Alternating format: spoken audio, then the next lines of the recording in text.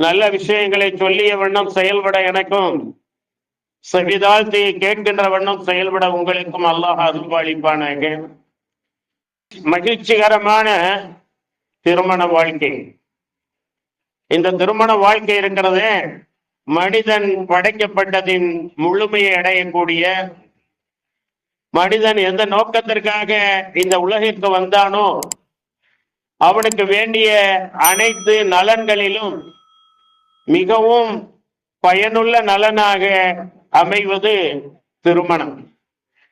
இந்த திருமணத்தை அல்லாஹ் சுப்ஹானஹு வ தஆலா தாய் தந்தை இல்லாத என்றால் தாய் தந்தைக்கு பிறக்காத ஆதம் அலைஹிஸ்ஸலாம் அவர்களையும் ஹவ்வா அலைஹிஸ்ஸலாம் அவர்களையும் தாய் தந்தை இல்லாமல் அல்லாஹ் படைத்து அவர்கள் இருவருக்கும் திருமணத்தை நடத்தி வைத்து அவர்கள் தாய் தந்தையானார்கள். அந்த ஆதம் அலைஹிஸ்ஸலாம் அவர்களும் ஹவ்வா அலைஹிஸ்ஸலாம் அவர்களும் தாய் தந்தையானார்கள். அந்த சந்ததிகளில் இருந்துதான் நாம் என்று ஆண்களாக பெண்களாக பழகி பெறுகின்றோம். ஆகவே திருமணத்தை பொறுத்தவரை இந்த திருமணம் அவசியம் செய்தே ஆக வேண்டும். நபி ஸல்லல்லாஹு அலைஹி வஸல்லம் அவர்களுடைய சுன்னத் என்றாலும் அதைவிட ஒரு பரலாகவும் இது இருக்கிறது. திருமணம் முடிக்காமல் இருக்க முடியாது. ஒரு சஹாபி வருகிறார், அருமையான இபாதத்தாளி, அல்லாஹ்வை வணங்குவதிலேயே தன்னுடைய நேரங்களை செலவிடக்கூடியவர். அவர் சொல்லுகிறார், நான் ஒரு மலையடி வாரத்து அருகே சென்றேன். அங்கே தூய்மையான நீர் அந்த மலையிலிருந்து விழுகிறது, குடிப்பதற்கு இனிமையாக இருக்கிறது.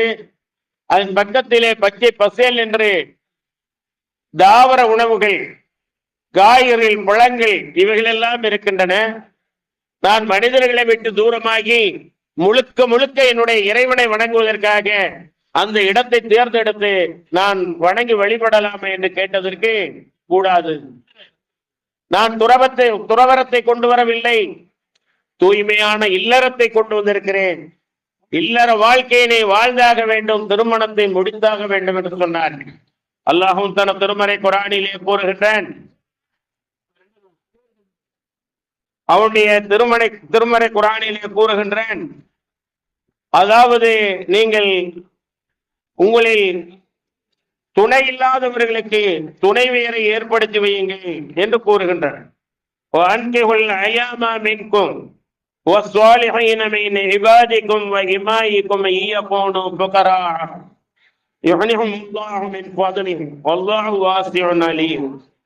ஆண்களாக இருந்தாலும் பெண்களாக இருந்தாலும் பருவம் வந்துவிட்டால் அவர்களுக்கு திருமணத்தை முடித்து வையுங்கள். உங்களில் வாழ்க்கை துணை இல்லாமல் இருப்பவர்களுக்கும், மேலும் உங்களுடைய ஆண் பெண் வேலைக்காரர்களுக்கு கூட அவர்கள் நல்லவர்களாக இருப்பின் திருமணத்தை முடித்து வையுங்கள். அவர்கள் வசதியற்றவர்களாக இருக்கலாம், ஏழைகளாக இருக்கலாம். அல்லாஹ் தன்னுடைய அருளால் அவர்களை செல்வந்தர்களாக்கி விடுவான். அவர்களை நிச்சயமாக பணக்காரர்கள் ஆக்கி விடுவான். அல்லாஹ் மிகவும் விசாலமானவனாகவும் கொடையுடையவனாகவும் நன்கறிந்தவனாகவும் இருக்கின்றான் என்று அல்லாஹ்வே கூறுகின்றான் 24வது அத்தியாயம் 32வது வசனத்தில். ஆகவே அன்பானவர்களே, கண்ணியத்திற்குரியவர்களே, இந்த திருமணம் என்பது அல்லாஹுக்கு உகப்பான ஒன்று. அல்லாஹ் மனம் முடித்துதான் வாழச் சொல்கிறார். மனம் முடிக்காமல் எந்த அளவுக்கு நீ என்னை நெருங்கினாலும் அதை நான் ஏற்க மாட்டேன் என்கிறார். இன்னும் அல்லாஹ் கூறுகின்றான், துறவிகள் துறவரத்தை மேற்கொண்டார்கள், நல்ல நோக்கத்திலே, கடவுளை அடைய வேண்டும், இறைவனை அடைய வேண்டும் என்ற நோக்கத்திலே அவர்கள் அதை ஏற்படுத்தி கொண்டார்கள். அதை அல்லாஹ் அவர்கள் மீது கடமையாக்கவில்லை, அவர்களாக ஏற்படுத்தி கொண்டார்கள். ஆனால் அதிலே அவர்கள் சரிவர இருக்க முடியவில்லை.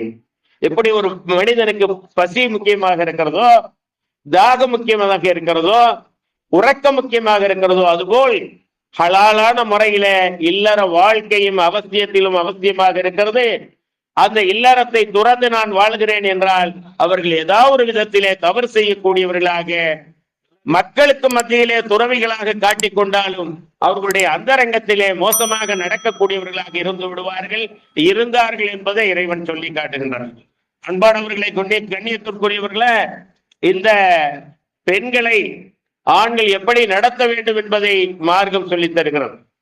ஆண்களுக்கு பெண்கள் எவ்வாறு, அதாவது மனைவிகள் எவ்வாறு கணவனுக்கு நடக்க வேண்டும் என்பதையும் சொல்லித் தருகிறது. ஸல்லல்லாஹு அலைஹி வஸல்லம் அவர்கள் சொன்னார்கள், அல்லாஹுவை தவிர யாருக்கும் சுஜூது செய்யக்கூடாது.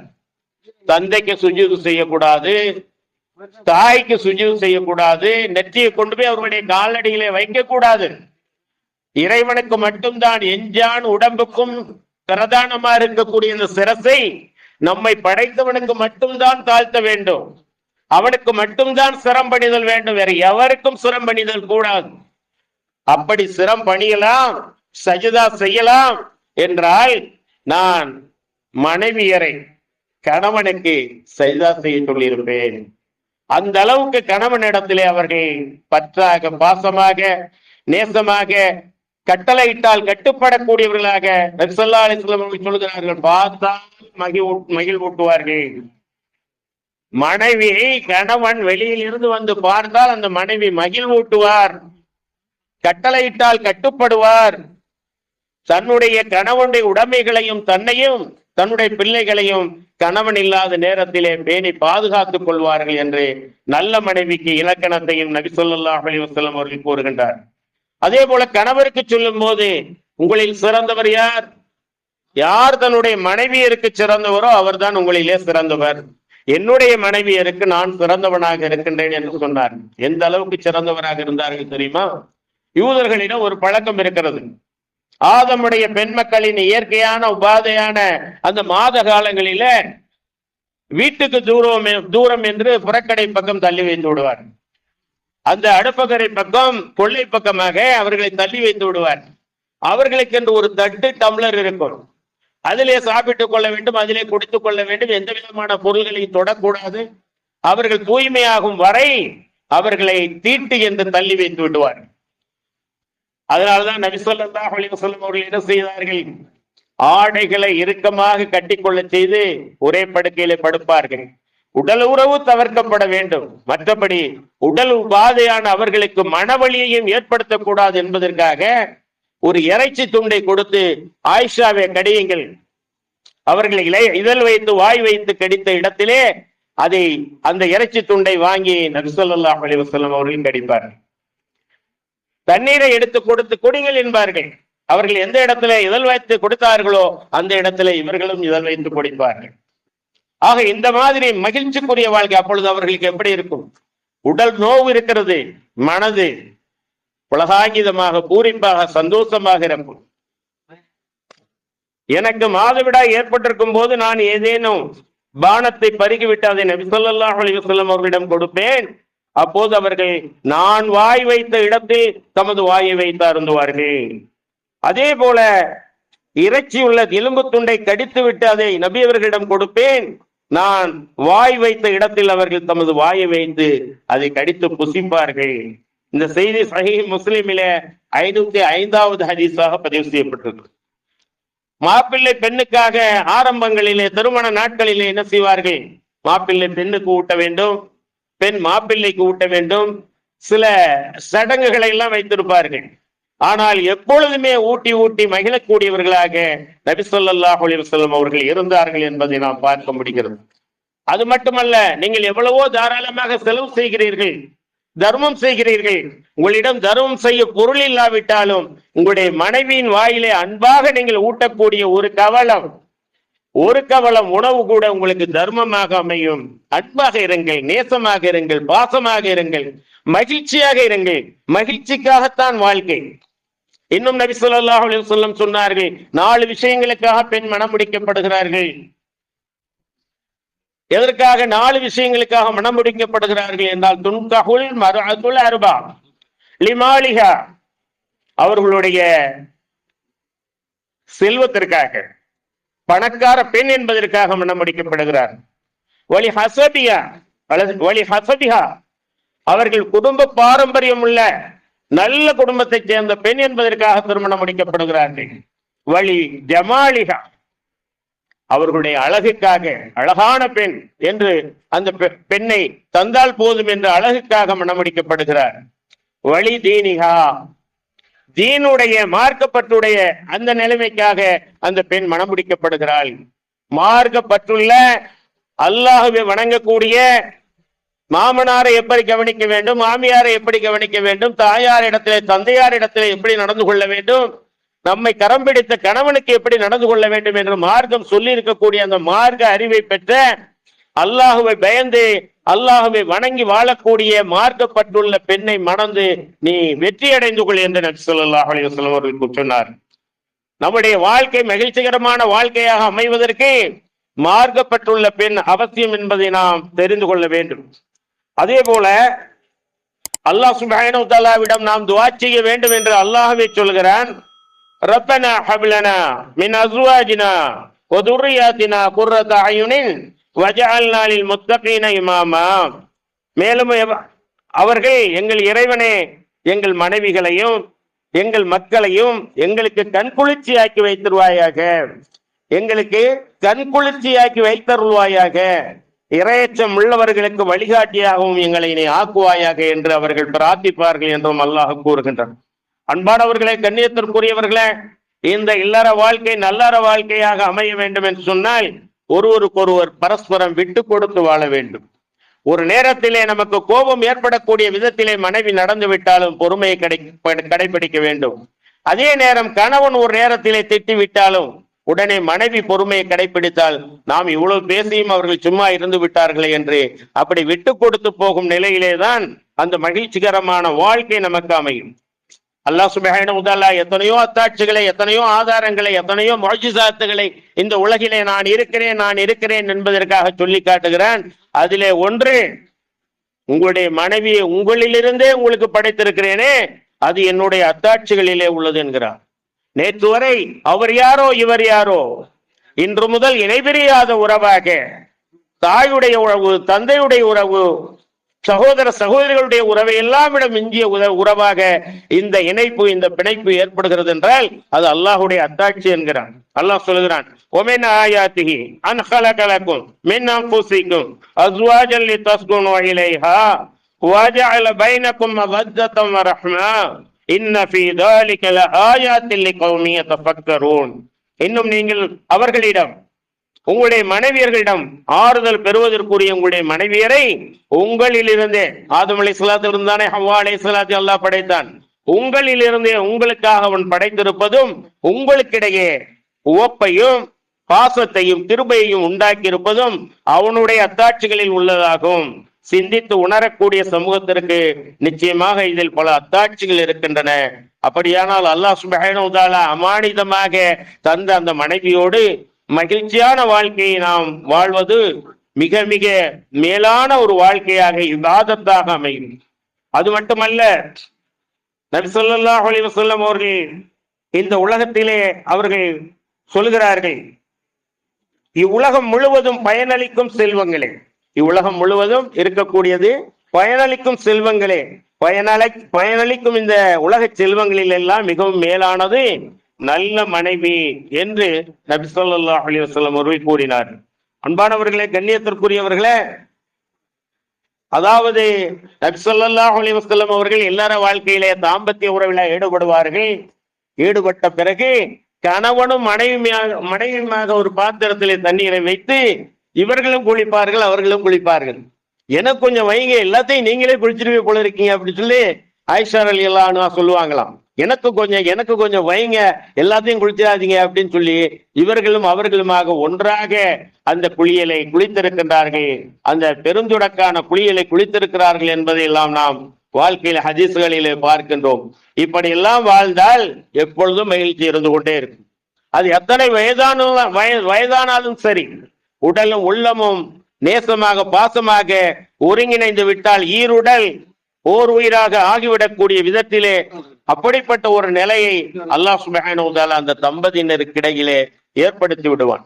ஆதலால் நீங்கள் மார்க்கப்பட்டுள்ளவர்களாக, அல்லாஹுவிடம் எதையும் முற்படுத்தி கேட்கக்கூடியவர்களாக, அல்லாஹுவிடம் பூரணமாக தவக்கல் வைக்கக்கூடியவர்களாக, ஹஸ்புனல்லாஹு வ நிஅமல் வக்கீல், நான் அல்லாஹ்விடமே முழுமையாக பொறுப்பு சாட்டினேன், அல்லாஹ் எனக்கு போதுமானவன், யா அல்லாஹ் எனக்கு தேவையானவைகளை வாழ்வாதாரங்களை நீ தா என்று நாம் கேட்டால், நம்முடைய பிள்ளைகளுக்காக நாம் கேட்டால், நம்முடைய செல்வங்களுக்காக நாம் கேட்டால், நம்முடைய உடல் ஆரோக்கியங்களுக்காக நாம் கேட்டால், நிச்சயமாக அல்லாஹ் வாரி வழங்கக்கூடிய வல்லலாக இருக்கின்றான். அவனுடைய வள்ளல் தன்மை யாருக்கும் கிடையாது. அவன் அளவற்ற அருளாளன். அவனுடைய அருளுக்கு அளவே கிடையாது. அவன் நிகரற்ற அன்புடையோன். அவனுடைய அன்புக்கு நிகரே கிடையாது. அல்லாஹுக்கு மாற்றமாக நடந்து கொண்டு மன வாழ்க்கை நிம்மதியாக இல்லை, மகிழ்ச்சியாக இல்லை, துன்பமாக இருக்கிறது. இந்த மனைவி இருப்பதை விட இல்லாமல் இருப்பது எனக்கு சிறந்ததாக இருக்கும் என்றெல்லாம் நாம் மார்க்கத்தை விட்டு தாண்டி போனால் நிச்சயமாக நம்முடைய வாழ்க்கையே நெருக்கடிக்குரிய வாழ்க்கையாக அமைந்துவிடும். எப்பொழுதும் அல்லாஹ்வை பயந்தவர்களாக, அவனை வணங்கியவர்களாக, அவனையே முற்றிலும் முன்னோக்கியவர்களாக வாழ வேண்டும். இந்த மணமக்களும் வாழ்வாங்கு வாழ்ந்து வளமாக வாழ்ந்து பல நலன்களையும் பெற்று அல்லாஹ் அவர்களுக்கு வழங்கக்கூடிய அந்த பிள்ளை செல்வங்களை, ஆண் பெண் பிள்ளை செல்வங்களை பாக்கியமாக பெற்று அதை மார்க்க அடிப்படையிலே வளர்த்து, ஏனென்றால் ஒவ்வொரு பிள்ளையும் நாம் மார்க்க அடிப்படையிலே வளர்த்தால் நம்முடைய கண்ணுக்கு பிறகு அவர்கள் நமக்கு நன்மைகளை சேர்த்து கொண்டே இருப்பார்கள். நமக்காக பிரார்த்தனை செய்வதன் மூலமாக சொர்க்கத்திலே நம்முடைய தரஜாக்கள் உயர்ந்து கொண்டே இருக்கும். நாங்கள் சிறு பிள்ளைகளாக இருக்கும் போது எப்படியெல்லாம் எங்களை வளர்த்தார்கள் எங்களுடைய பெற்றோர்கள், அல்லாஹ் அவர்களுக்கு நீ மேலும் மேலும் தரஜாவை உயர்த்தி கொடு என்ற அந்த சாலிகான பிள்ளைகள் கேட்கும் போது அல்லாஹ் என்ன செய்வான்? சொர்க்கத்திலே அவர்களுக்கு இன்னும் பாக்கியங்களை வழங்குவான். அவர்கள் கேட்பார்கள், இது என்ன அதிகமாக இருக்கிறது என்று. உங்களுடைய பிள்ளைகள் கேட்ட துவாவின் காரணமாக இது அதிகரிக்கப்பட்டிருக்கிறது என்று சொல்லப்படும். ஆகவே மார்க்கப்பட்டுள்ள பிள்ளைகளை வளர்க்கக்கூடியவர்களாக, அவர்களை நீங்கள் நல்ல முறையிலே படிக்க வைக்கக்கூடியவர்களாக, அவர்களுக்காக உழைக்கக்கூடியவர்களாக நீங்கள் இருக்க வேண்டும். எல்லாவற்றுக்கும் அல்லாஹ் சுப்ஹானஹு வ தஆலா அருள் பாலிக்கின்ற அதே நேரத்திலே நபி ஸல்லல்லாஹு அலைஹி வஸல்லம் அவர்கள் இந்த திருமண உரையிலே இறுதியாக ஒரு 3 வரிகளை மணமக்களை வாழ்த்துவதற்காக கற்றுத் தந்தார்கள். அது 3000 பக்கம் எழுதினாலும் ரத்ன சுருக்கமான அந்த துஆவினுடைய பொருளை நாம் அவ்வளவு விளக்கமாக எழுதி முடியாது, சொல்லி முடியாது. பாரக்கல்லாஹு லக, அல்லாஹ் உங்கள் இருவருக்கும் பரக்கத் செய்வானாக. உங்களுடைய உடல் உறுப்புகள் எதற்காக படைக்கப்பட்டிருக்கிறது? உங்களுடைய கால்கள் இருந்து, கைகள் இருந்து, கண்கள் இருந்து, இருதயங்களில் இருந்து, எண்ணங்களில் இருந்து எல்லாமே எதற்காக படைக்கப்பட்டிருக்கிறதோ அது நேராக, சீராக, நல்ல முறையில இயங்கக்கூடியதாக மக்களுக்கு, கணவனுக்கும் மனைவிக்கும் நல்ல முறையிலே அந்த உடல் உறுப்புகள் அவர்களுக்கு கொடுக்கப்பட்டிருக்கிற அந்த நியாமத்துகள் எல்லாம் நல்ல முறையிலே அவர்களுக்கு இருக்க வேண்டும் என்று பாரக்கல்லாஹு லக, அல்லாஹ் உங்கள் இருவருக்கும் பரக்கத் செய்வானாக. பாரக்க அலைக்க, உங்களுக்காக இதையெல்லாம் அவன் ஏற்படுத்தி தந்திருக்கிறான். உண்ணக்கூடிய உணவு, உடுக்கக்கூடிய உடை, இருக்கக்கூடிய இடம், இன்னும் நீங்கள் வாழ்ந்து பிள்ளைகளை பெறக்கூடிய அந்த பிள்ளை பாக்கியம், எல்லாவற்றிலும் அல்லாஹ் அபிவிருத்தியை நல்வானாக. புலன்களுக்கு அப்பால் இருந்த அல்லாஹுடைய அருள்வளம் உங்களுக்கு மென்மேலும் கிடைத்து கொண்டே இருக்கட்டும். பாரக்க அலைக்க வஜமா பைனகுமா ஃபி கைர், நன்மையான காரியங்களிலே அல்லாஹ் உங்கள் இருவரையும் ஒருங்கிணைப்பானாக, தீமைகளிலே அல்ல.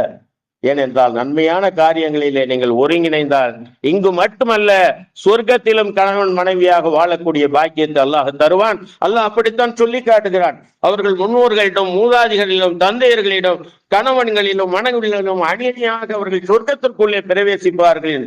வஅதல்லாஹுல் முஃமினீன வல் முஃமினாத்தி ஜன்னாத்தின் தஜ்ரி மின் தஹ்திஹா அல்-அன்ஹாரு خالدين فيها ومساكن طيبة في جنات عدن ورضوان من الله أكبر ذلك هو الفوز العظيم. மூமினான ஆண்களுக்கும் மூமினான பெண்களுக்கும் அல்லாஹ் சொர்க்கத்தை வாக்களித்திருக்கின்றான். அந்த சொர்க்கத்திலே உன்னதமான மாளிகைகள் அவர்களுக்கு இருக்கிறது. அதன் கீழே சதா நீரருவிகள் ஓடிக்கொண்டிருக்கும். அல்லாஹுடைய வாக்குறுதி உண்மையானது. அல்லாஹுடைய திருப்தி தான் பெரியது. இது மகத்தான பாக்கியமாகும், வெற்றியுமாகும். ஆகவே நன்மையான காரியங்களிலே நாம் ஒருங்கிணைய வேண்டும். ஃபஜ்ர் தொழுகைக்கு கணவன் எழுந்திருக்காவிட்டாலும் தண்ணீரை தெளித்து ஃபஜ்ரை தொழுகுங்கள். அதே போல மனைவியை தொழ வைக்க வேண்டும். இப்படி நன்மையான காரியங்களிலே நாம் ஒருங்கிணைந்து செயல்பட வேண்டும் என்பதைத்தான் அல்லாஹ் சொல்கிறார். தஆவனு அலல் பிர்ரி வத்தக்வா வலா தஆவனு அலல் இஸ்மி வல் உத்வான் வத்தகுல்லாஹ் இன்னல்லாஹ ஷதீதுல் இகாப். நன்மையிலும் பயபக்தியிலும் நீங்கள் பரஸ்பரம் ஒருவருக்கொருவர் உதவி கொள்ளுங்கள். பாவத்திலும் பகைமையிலும் வரம்பு மீறுதலிலும் ஒருவருக்கொருவர் உதவி கொள்ளாதீர்கள். அல்லாஹுவை பயந்து கொள்ளுங்கள். அல்லாஹ் தண்டிப்பதிலே கடுமையானவன் என்று அல்லாஹ் கூறுகின்றான். ஆகவே ஜமா பைனகுமா ஃபீ கைர், நன்மையான காரியங்களிலே இந்த மணமக்களை அல்லாஹ் ஒருங்கிணைத்து வாழ்ந்து வளமாக வாழ்ந்து நல்ல முறையிலே இம்மை மறுமை வெற்றிகளை அடையக்கூடியவர்களாக ஆக வேண்டும் என்று பிரார்த்தித்தவனாக உரையை நிறைவு செய்கின்றேன். அல்ஹம்துலில்லாஹி ரப்பில் ஆலமீன். அஸ்ஸலாமு அலைக்கும் வரஹ்மத்துல்லாஹி வபரகாத்துஹு.